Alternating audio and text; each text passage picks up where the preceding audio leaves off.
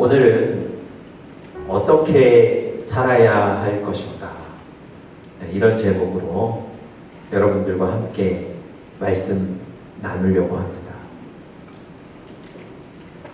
오래전에 저희 큰아버지께서 돌아가셔서 제가 장례식에 참석한 적이 있습니다. 마지막으로 저희 큰아버지의 시신을 안장하기 전에 하관 예배를 드리는데요. 그 하관 예배를 인도하셨던 목사님의 설교 한 부분이 아직도 제 머릿속에 기억이 납니다. 아마도 그 목사님은 큰 교회 목회를 하셨던 모양이에요. 매주 주보에 누군가 돌아가셨고 그래서 언제 장례식을 치른다는 광고가 거의 한 주도 빠짐없이 주보에 실린답니다. 아마 사람들이 많으니까 그렇겠죠. 그런데 그 목사님이 그 다음 이런 얘기를 하셨어요. 나는 매주 누군가 돌아가셨다는 광고를 하고 많은 성도들은 매주 누군가 돌아가셨다는 광고를 보고 듣는데 그 중에 어떤 사람도 그 죽음의 광고가 자기의 얘기라고는 생각하지 않는다는 겁니다. 그저 다른 사람의, 다른 가족의 얘기고 나의 가족에게 곧 닥쳐올 일은 아니라고 생각한다는 겁니다. 여러분 어떠십니까? 마치 우리에게는 죽음이라는 것이 없을 것 같이 분주하게 살아갑니다. 건강도 있고요, 힘도 있고요, 자녀도 있고요, 아직 할 일도 있고요, 돈도 있고요. 그래서 아마도 우리는 이 죽음이라는 것에 대해서 매우 멀리 놓고 살아가는 것 같습니다. 그런데 사실 죽음이라는 것이 우리에게 있는, 사실 우리에게 가까이 있는 매우 자연스러운 일입니다. 제가 아까 광고 드렸던 대로 지난주 목요일에 김석주 집사님께서 하나님의 부르심을 받고 돌아가셨습니다. 코로나 팬데믹 이후로 사실 교회 못 나오셨고 그래서 우리가 오랫동안 못 뵀는데요. 사실 그 이전에는 주일날마다 오셔서 함께 예배드리고 예배가 끝나면 함께 식사하고 교제했죠. 어느 주일은 제일 먼저 오셔서 오히려 저를 기다리셨고요. 들어오시면 헌금 준비하시고 기도하고 예배를 준비하셨습니다. 그동안 제가 계속 가끔 찾아뵀는데요. 불과 몇 주 전에 제가 누워 계신 집사님 손을 붙잡고 기도를 했어요. 그랬는데 힘없던 분이 갑자기 아멘 하셔가지고 가족들도 저도 깜짝 놀랐습니다. 누워 계신 집사님 앞에서 제가 시편 말씀을 1편부터 쭉 읽어드렸어요. 근데 구절이 끝날 때마다 한 구절 한 구절마다 아멘 아멘 하시는 거예요. 저는 그냥 힘없이 누워 계시고 주무시는가 했는데 믿음으로 반응하고 계셨던 거예요. 기도와 말씀 한 구절 한 구절에 믿음으로 반응하셨어요. 약 한 달 전에 병원에 입원하셨어요. 저에게 연락을 하셨습니다.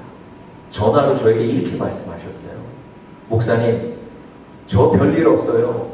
나 괜찮습니다. 그러시더라고요. 아니 지금 편찮으셔서 병원에 입원하신 분이 저보고 목사님 나 별일 없습니다. 네, 그러시더라고요. 제가 전화 받고 깜짝 놀라서 병원으로 달려갔어요. 제가 집사님 손을 붙잡고 기도했습니다. 근데 제 기도가 끝나기가 무섭게 누워 계신 집사님이 제 손을 잡고 기도를 시작하시더라고요. 여러분 편찮으시고 기력이 없으셔서 병원에 입원하신 그 때에 제 손을 붙잡고 어떤 기도하셨을까요? 여러분, 저를 붙잡고 우리 교회를 위해서 기도하시더라고요. 하나님, 우리 교회가 굳건히 서야 합니다. 그러면서 제 손을 붙잡고 기도하시는데 제가 기도한 것보다 훨씬 더 오래 기도하시더라고요. 어찌 보면 그때가 이제 인생의 마지막을 준비하실 때였는데 그때에 하나님의 교회를 위해서 기도하시더라고요. 그랬던 우리 집사님께서 지난주 금요일 불과 며칠 전에 돌아가셨습니다. 여러분, 죽음이라는 것이 우리 주변에 있어요.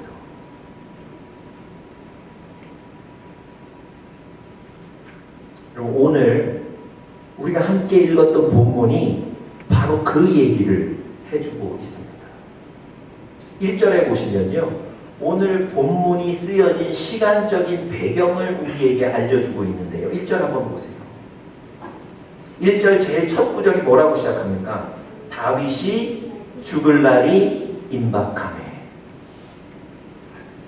여러분, 한때 블레셋의 장수 골리앗을 물맷돌 하나 가지고 쓰러뜨렸던 그 용감했던 다윗,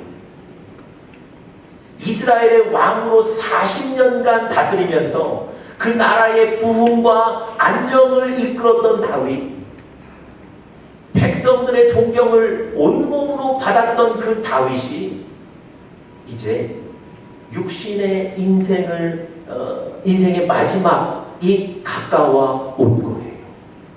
바로 그때 아들 솔로몬을 불러놓고 권면하는 것이 바로 오늘 본문입니다. 먼저 솔로몬에게 이제 나의 죽음이 가까웠다는 것을 알려줍니다. 그 얘기를 어떻게 표현했는지 2절 한번 보세요. 2절에 이렇게 되어 있죠. 내가 이제 세상 모든 사람이 가는 길로 가게 되었다. 그럼 자신의 죽음을 앞두고 죽음을 표현하는데 뭐라고 표현했다고요? 세상 모든 사람이 가는 길로 이제 내가 가게 되었다는 거예요. 여러분, 어떤 누구도 죽음을 피해갈 수 없습니다. 죽음은 그야말로 아주 자연스러운 일입니다. 그래서 다윗이 세상 모든 사람의 가는 길이라고 얘기한 거예요. 여러분, 여러분과 저도 이렇게 생각하셔야 돼요. 죽음이라는 것에 대해서 생각하면 괜시리 불길하다 이런 게 아니라 세상 모든 사람이 가는 길, 이렇게 생각하셔야 됩니다. 여러분, 성경에 연구하는 주석가들이요, 이 부분에서 다윗이 지금 죽음 앞에서 매우 담대하다 이렇게 표현합니다. 그 죽음을 잘 받아들이고 있다 이렇게 해석합니다. 여러분, 인간적으로는 안타까움과 슬픔이 있지만 하나님의 자녀된 우리 그리스도인들에게는 하늘의 소망이 있는 줄 믿습니다. 그 하늘의 소망 때문에 다윗이 담담하고 담대할 수 있었던 거예요.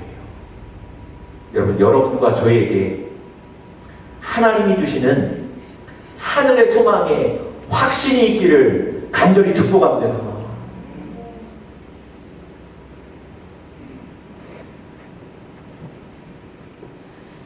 2절 초반까지만 보면요, 다윗의 죽음에 대해서 얘기하는 본문 같습니다.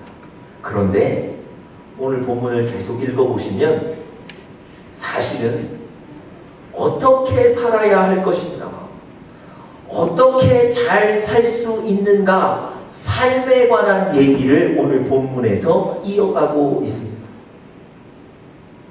다윗이 죽음을 앞두고 자기 아들 솔로몬을 불러다가 얘기하는 장면이거든요.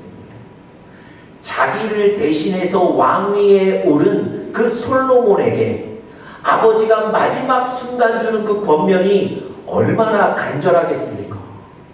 지금 이 권면은요, 아버지의 진심과 간절함이 담겨 있는 거예요. 그 아들에게 어떻게 이스라엘을 잘 다스릴 수 있을 것인가? 어떻게 너의 인생을 잘 살 수 있을 것인가에 대해서 권면하는 겁니다. 저도 오늘 설교를 죽음이라는 주제로 시작을 했지만 사실은 죽음에 대해서 말씀드리는 게 아니고 어떻게 살아야 할 것인가를 오늘 본문을 통해서 같이 말씀을 나누려고 합니다. 여러분, 과연 다윗은 이 마지막 순간에 그 아들 불러놓고 무슨 권면했을까요? 그 아들에게 뭐라고 얘기했을까요? 여러분과 저는 지금 우리의 삶을 어떻게 살아야 할까요? 제가 오늘 본문 통해서 우리가 세 가지로 좀 같이 은혜를 나누려고 합니다. 첫 번째로, 강하고 담대하게 살아야 합니다. 어떻게 살아야 할 것인가? 첫 번째, 강하고 담대하게 살아야 합니다. 다윗이 아들 솔로몬을 불러놓고 첫 번째 권면이 바로 이거죠. 2절 마지막 보시면 너는 힘써 대장부가 되라. 여기서 힘써라는 말의 원어의 뜻을 살펴보면 정확히는 이런 겁니다. 너는 강하여져라. 너는 강하여져야 된다. 원어의 뜻이 이겁니다. 그래서 사실은 영어 성경에 보시면 이 원어에 맞게 더 번역을 잘 해놨습니다. 여러분, 솔로몬이 어린 나이에 왕위에 올랐다고 제가 계속 말씀드렸어요. 어떤 사람들은 12세라고 보는 사람도 있고 어떤 사람은 14세라고 하는 사람도 있고 일반적으로 20세 전후입니다. 여러분, 어찌됐든 솔로몬이 그 어린 나이에 왕위에 올랐기 때문에 사실은 그 왕의 자리가 안전하지 못했을 거예요. 그래서 그 왕의 자리를 굳건히 하고 잘 지키는 것이 급선무였을 것입니다. 그 어려운 시기와 위치에 있는 솔로몬에게 아버지가 강하고 담대하라, 이런 권면을 했을 거예요. 이런 정황은 여러분과 제가 충분히 이해할 수 있습니다. 그런데 정작 여러분과 제가 궁금한 것은, 아니, 어떻게 강하고 어떻게 담대해질 수 있습니까? 이거 아니겠습니까? 여러분, 어떻게 강해지실 수 있나요? 어떻게 여러분의 불안한 마음을 좀 잠재우고 담대하게 살아가실 수 있습니까? 어떻게 마음에 좀 결단만 하시면 됩니까? 마음만 좀 먹으시면 되나요? 용기만 좀 내보시면 됩니까? 여러분, 그거 많이 해보셨잖아요. 여러분, 우리의 강함과 우리의 담대함의 근원이 우리 마음이 아닙니다. 여러분, 하나님께서요, 강하고 담대하라는 이 똑같은 얘기를 여호수아에게도 해주셨어요. 모세의 뒤를 이어서 여호수아가 이스라엘의 지도자가 됐을 때 하나님이 여호수아에게도 강하고 담대하라고 말씀해 주셨습니다. 이렇게 얘기하셨어요. 강하고 담대하라. 한 번 더, 오직 강하고 극히 담대하라. 하나님이 여호수아에게 하신 말씀입니다. 여러분이 똑같은 말씀을 하신 이 여호수아 1장의 말씀에 근거해서 어떻게 강하고 담대해질 수 있는가를 우리 잠시 제가 나누려고 합니다. 여러분, 위대한 지도자 모세의 뒤를 이어 바로 그 다음 지도자가 됐다는 것이 이 여호수아에게는 굉장히 부담됐을 겁니다. 뿐만 아니라 지도자가 되자마자 200만 명이 넘는 이스라엘 백성들을 안전하게 요단강을 건너게 해야 되는 사명을 받았거든요. 얼마나 고민이 컸겠습니까? 배 한 척 없이 요단강을 건너야 되는데요. 그때 하나님이 여호수아에게 강하고 담대하라고 말씀하셨어요. 여러분, 윽박지르듯이 강요하신 게 아니에요. 강요해서 되는 문제가 아니지 않습니까? 하나님이요, 저 말씀을 여호수아에게 하실 때 강하고 담대해질 수 있는 조건, 근거까지 분명히 말씀해 주셨습니다. 그게 바로 다음 구절입니다. 우리 스크린에서 다음 구절 한번 보겠습니다. 한번 같이 읽어보죠. 시작. 내 평생에 너를 능히 당할 자 없으리니 내가 모세와 함께 있었던 것 같이 너와 함께 있을 것이다. 내가 너를 떠나지 아니하며 버리지 아니하리니 강하고 담대하라. 여러분, 하나님이 부담과 큰 고민을 가지고 불안하고 불안해 있던 그 여호수아에게 강하고 담대하라고 말씀하셨는데요. 그 근원, 그 조건이 뭐라고요?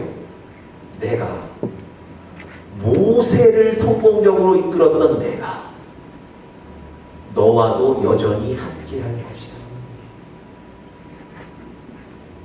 뿐만 아니라 한마디 더 하셨어요. 무슨 얘기 하셨습니까? 어떤 경우에도 내가 너를 떠나지 않을 것이다. 하나님이 지금 이 다짐을 하시고 이 다짐, 이 약속을 여호수아에게 보여주신 거예요. 그러면서 너는 강하고 담대하라 말씀하신 거예요. 여러분과 제가 강하고 담대할 수 있는 조건은 우리의 용기나 우리의 결단이 아니라 바로 하나님이 나와 함께 계시다는 것, 그분이 나를 떠나지 않으신다는 이 믿음인 줄 믿습니다.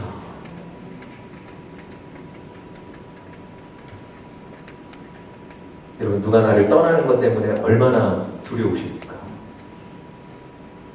누가 나와 함께하지 않는다는 것 때문에 얼마나 속상하세요? 하나님이 뭐라고 하셨다고요? 내가 너와 함께 있다는 것. 뿐만 아니라 여호수아가 불리할 때도, 여호수아가 실수할 때도, 여호수아가 질 때도 내가 너를 절대 떠나지 않고 내가 너를 절대 버리지 않겠다. 여러분, 강하고 담대해지셔야 되지 않겠습니까? 많은 분들이 가까운 미래 혹은 먼 미래를 내다보며 불안에 휩싸이실 때가 있습니다. 이제 곧 해야 될 일을 앞에 놓고 야, 이거 실패하면 어떡하지? 두려우실 때가 있어요. 왜 그러신 겁니까? 내 조건이나 상황 바라보니까 그런 거예요. 내 자신만 바라보니까 그런 거예요. 여러분, 우리의 시선을 하나님께로 돌리셔야 될 줄 믿습니다. 나와 함께 하실 하나님, 어떠한 상황에도 나를 떠나지 않으시고 나를 버리지 않으실 그 하나님께 시선을 돌리고 그 하나님 바라보시기를 바랍니다. 그때서야 비로소 여러분과 제가 강하고 담대해지실 수 있는 거예요. 지난주에 제가 이스라엘 백성들이 신광야를 떠나서 르비딤에 갔다는 얘기를 해드렸어요. 여러분, 르비딤에 갔더니 어떤 일이 벌어졌다고요? 아니, 하나님이 인도하신 그곳에 갔더니 좋은 무엇인가가 준비되어 있는 게 아니라 마실 물조차 없었다는 거예요. 이스라엘 백성들이 화가 났죠. 갑자기 불안해졌어요.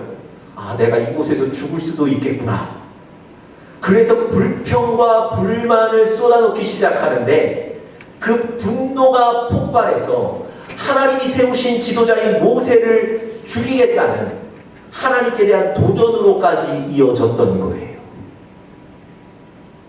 그럼 제가 이번 주 설교를 준비하면서 지난주 말씀이 다시 떠올랐는데 이런 생각이 들더라고요. 아니, 이 사람들 얼마 전까지만 해도 신광야를 떠날 만큼 믿음이 있었던 사람 아닙니까? 신광야는 어떤 곳이라고요? 매일 양식이 공급되고 안전한 처소가 있던 곳인데, 아니 하나님이 떠나라고 하니까 그 한마디 듣고 그 안전한 곳을 떠났잖아요. 조금 전까지만 해도 강하고 담대했던 이 사람들이 어떻게 얼마 지나지 않아서 이렇게 불안하고 이렇게 약해질 수 있을까? 왜 그랬을까요? 하나님이 여전히 함께 하신다는 것을, 여전히 하나님이 나를 떠나지 않고 버리신다는 것을, 그걸 믿지 못했던 거예요. 나쁜 환경, 내가 생각지 못했던 환경을 보니까 하나님이 날 떠나셨나 보다. 하나님 나와 동행하지 않으시는가 보다. 그래서 불안하고 두려웠던 거예요. 여러분과 저의 시선이 여전히 우리와 함께 하시고 우리를 떠나지 않는 그 하나님께 고정되시기를 간절히 축복합니다.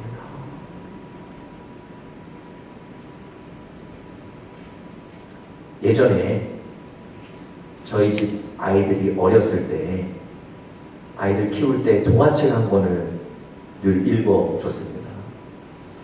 그 동화책 제목이 아주 특별한 너를 위하여, 이런 책인데요. 맥스 루케이도 목사님이 쓰신 책인데, 영어 제목은 이렇습니다. Just in case you ever wonder. 이런 제목. 부모님이 어린 자식에게 얘기해 주시는 그런 내용이 바로 이 책입니다. 근데 이 책 내용 중에 이런 부분이 있어요. 네가 더 잘하고 변한다 해도 결코 변하지 않는 게 한 가지 있단다. 우리가 언제나 너를 사랑한다는 것. 우리가 언제나 너를 안아줄 것이며 언제나 너의 편이 되어주리라는 것. 여러분, 이 부분을 기록한 그 책의 아이의 표정이 얼마나 밝아졌는지 몰라요. 하나님이 오늘 여러분과 저에게 이런 동일한 약속을 해주시는 거예요. 네가 어떤 환경에 있어도, 네가 실수해도, 네가 불리해도 내가 너와 함께 있고 결코 너를 떠나지 않겠다는 것. 여러분, 이 하나님 바라보시면서 강하고 담대하게 살아가시기를 바랍니다. 두 번째로요, 어떻게 살아야 할 것인가? 두 번째, 형통하게 살아야 합니다. 형통하게 살아야 합니다. 제가 이 얘기를 이제 하면 여러분 무조건 이제 아멘 하셔야 됩니다. 제가 이 얘기를 하면, 하나님은 여러분과 제가 형통하게 되기를 원하십니다. 여러분들 요즘 너무 아멘을 잘 안 하셔서 제가 미리 예고하고 지금 하는 거예요. 여러분 3절 제일 마지막에 한번 보십시오. 3절 제일 마지막 부분에 보시면, 그리하면 내가 무엇을 하든지 어디로 가든지 형통할지라. 여러분, 제 얘기가 아니고요, 하나님은 여러분과 제가 형통하게 살기를 원하세요.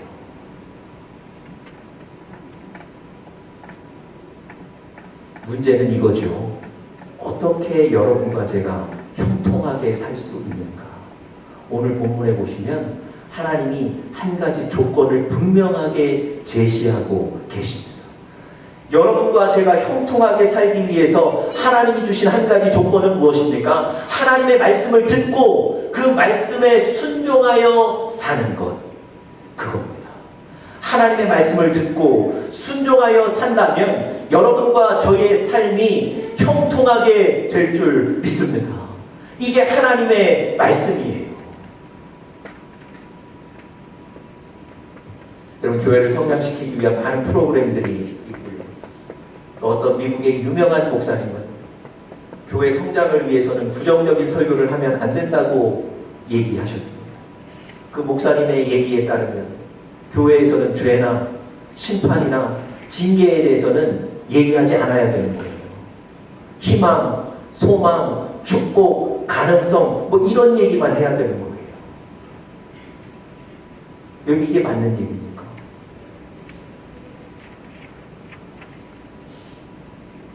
여러분, 교회를 떠나는 사람도 생기고요. 신앙이 약해져가는 사람도 생깁니다. 죄를 얘기하고 심판을 얘기해서 교회를 떠나거나 신앙이 약해지는 겁니까? 그렇지 않습니다. 오히려 영적인 갈급함을 채우는 살아계신 하나님의 말씀이 선포되지 않기 때문에 신앙이 약해지는 거예요. 여러분, 하나님의 말씀은 여러분과 저를 살리는 겁니다. 하나님의 말씀 때문에 여러분과 제가 형통하게 된다고 오늘 본문에 얘기하고 있는 거예요.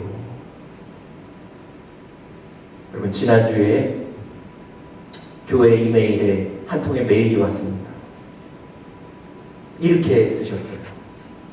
지금까지는 내가 하나님을 많이 멀리 떠나 살았습니다. 그런데 제가 하나님께 가까이 가고 싶습니다. 제가 하나님께 가까이 가서 삶을 살고 싶습니다. 여러분, 영적인 갈급함인 거예요. 이 영적인 갈급함을 채우는 것이 바로 말씀입니다. 그러면 사는 거예요. 말씀 때문에 형통하게 되는 겁니다. 하나님께서 성경에서 분명하게 말씀하세요. 우리 스크린 통해서 요한복음 5장 말씀 한번 같이 보겠습니다. 하나님이 말씀이 우리를 살린다는 얘기를 정확히 하세요. 같이 읽어보겠습니다. 시작. 진실로 진실로 너희에게 이르노니 죽은 자들이 하나님의 아들의 음성을 들을 때가 오나니 곧 이때라. 듣는 자는 살아나리라. 어떻다고요? 듣는 자는 살아나리라. 하나님의 말씀은 여러분과 저를 살리는 거예요. 하나님의 말씀 때문에 여러분과 제가 형통하게 되는 겁니다. 여러분, 이 하나님의 말씀을 붙드십시오. 이 하나님의 말씀을 듣고 순종하여 사십시오. 여러분과 저의 신앙이 회복되고 우리 삶에 하나님이 형통을 주실 줄 믿습니다.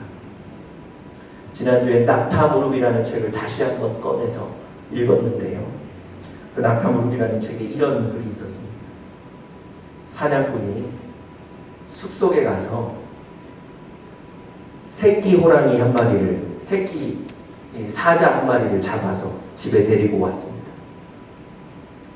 여러분, 집에 데리고 왔으니 그것을 키워야 되는데 양의 젖을 먹으며 키웠다는 거예요. 시간이 가고 나니까 이 호랑이, 이 사자, 새끼 사자가 양처럼 온순해지더랍니다. 어느 날 그 아빠 사자가 그 근처에 와서 아주 무섭고 아주 큰 소리로 사자후를 발했던 거예요.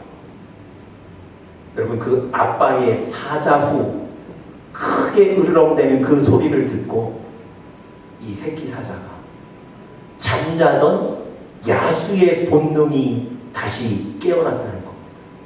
그리고 이 새끼 사자도 아빠처럼 사자후를 바라더니 담을 뛰어넘게 됐다는 거예요. 여러분, 음성을 듣고 회복하여 살게 되는 거예요. 여러분과 저도 마찬가지입니다. 하나님의 말씀을 들을 때에 여러분과 저도 담을 뛰어넘어 살아나는 그 큰 믿음이 생기게 될 줄 믿습니다. 마지막 세 번째로요. 어떻게 살아야 할 것인가? 하나님 앞에 성실하게 살아야 합니다. 하나님 앞에 성실하게 살아야 합니다.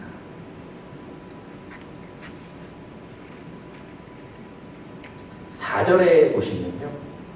너희의 자손들이 그들의 길을 삼가 마음을 다하고 성품을 다하여 진실이 내 앞에서 행하면, 이런 구절이 있죠.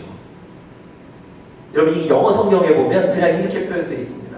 그들이 내 앞에서 성실하게 걸어가면, 그들이 내 앞에서 성실하게 살면 내가 축복하겠다. 여러분 하나님은요, 여러분과 제가 하나님 앞에서 충성되고 성실하게 살기를 원하십니다. 여러분 그런데 우리 자신을 한번 좀 되돌아보실 필요가 있습니다. 하나님께서 우리 교회에 혹은 여러분들 개인에게 주신 사명에 우리가 사실 무관심할 때가 많습니다. 그 사명은 다른 사람이 할 것이고, 그 사명은 교회 공동체의 누군가가 할 것이고, 그래서 여러분 그 사명을 무관심으로 흘려보내실 때가 많습니다.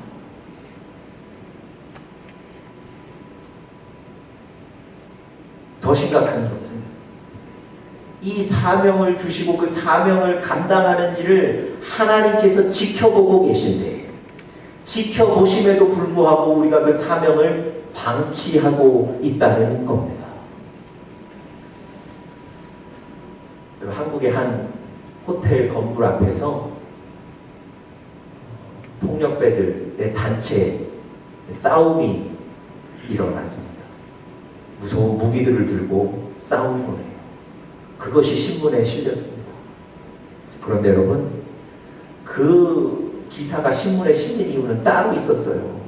폭력이나 잔인함 때문에 신문에 실린 게 아니에요. 그 신문을 읽어보면 이렇게 되어 있습니다. 경찰들이 신고를 받고 출동했는데, 경찰들이 출동했음에도 불구하고 경찰들이 보는 앞에서 계속 싸웠다는 거예요. 그것 때문에 신문에 실린 거예요. 여러분 생각해 보세요. 경찰이 출동해서 보고 있는데 아랑곳하지 않고 싸우는 거에 어떤 의미겠습니까? 신경 쓰지 않는 거예요. 무서워하지 않는 거예요. 무시하는 겁니다. 그것이 바로 경찰과 시민들을 분노하게 만들었었거든요. 여러분 하나님이 여러분과 저를 지켜보고 계시다니까. 하나님 앞에서 하나님이 여러분과 저에게 주신 사명들을 충성스럽게 성실하게 감당하며 나가셔야 됩니다.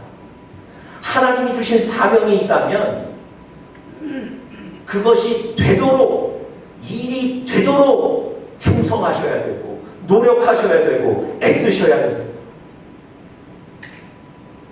여러분 한 분 한 분을 통해서 하나님 그 사명을 이루실 겁니다. 그리고 우리 교회를 통해서 사명을 이루실 거예요. 여러분 하나님이 주신 그 사명 충성스럽게 감당하시기를 바랍니다.